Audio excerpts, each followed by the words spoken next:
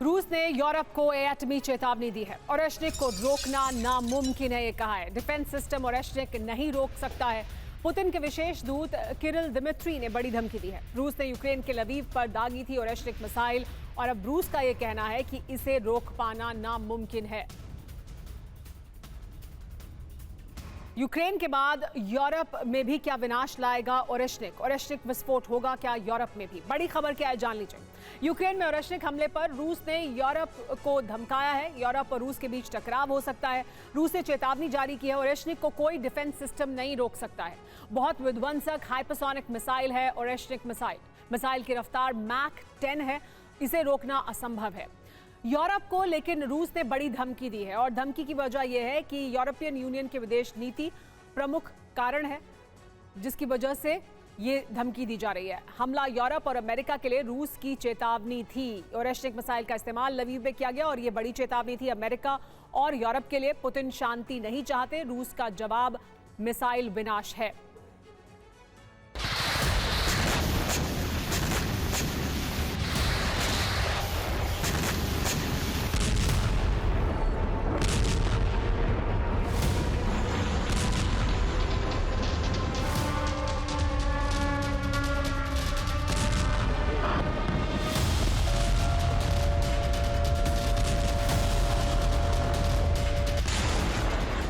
जितने भीषण हमले रूस ने किए हैं, उससे नेटो अलर्ट हो गया है, क्योंकि ओरेशनिक से अटैक करके सीधा नेटो को चैलेंज किया गया है।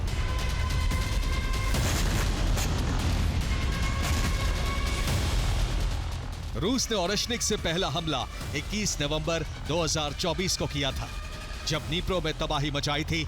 लेकिन अब 8 जनवरी को फुल स्केल अटैक लवीव पर किए गए, जिसमें इमारतों के अलावा अंडरग्राउंड गैस स्टोरेज को भी टारगेट किया गया, जिससे आधे यूक्रेन को गैस सप्लाई होती है।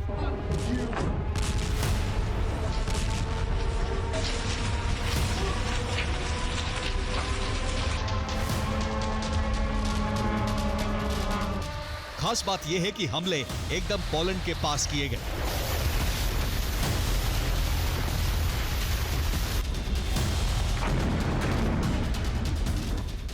जहां हमले हुए वो जगह पोलैंड बॉर्डर से 89 किलोमीटर दूर है। इसी जगह पर नेटो से मिले हथियार भी रखे जाते हैं। यानी रूस बताना चाहता है कि वो कभी भी पोलैंड पर भी हमला कर देगा।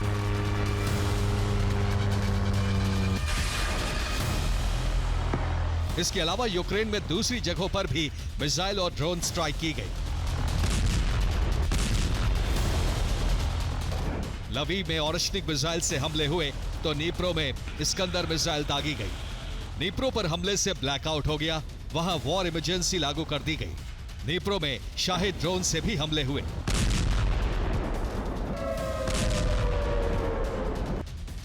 इसके अलावा क्रीवी री में कैलिबर मिसाइल से हमले किए गए। ऊर्जा ठिकानों को टारगेट किया गया, जिससे आधे क्रीवी री की बिजली सप्लाई बाधित हो गई। इसके अलावा सूमी में भी इसी तरह के हमले हुए।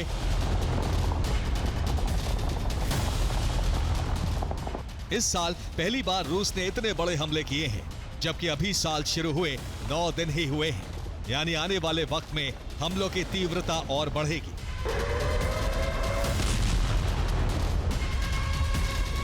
वैसे भी पुतिन को क्लियर सिग्नल मिल गया है, जब अमेरिका वेनेजुएला पर हमला कर सकता है तो रूस को कौन रोक सकता है।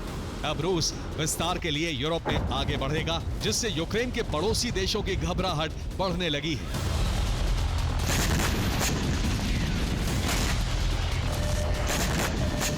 क्योंकि रूस की सेना कभी भी पहुंच सकती है।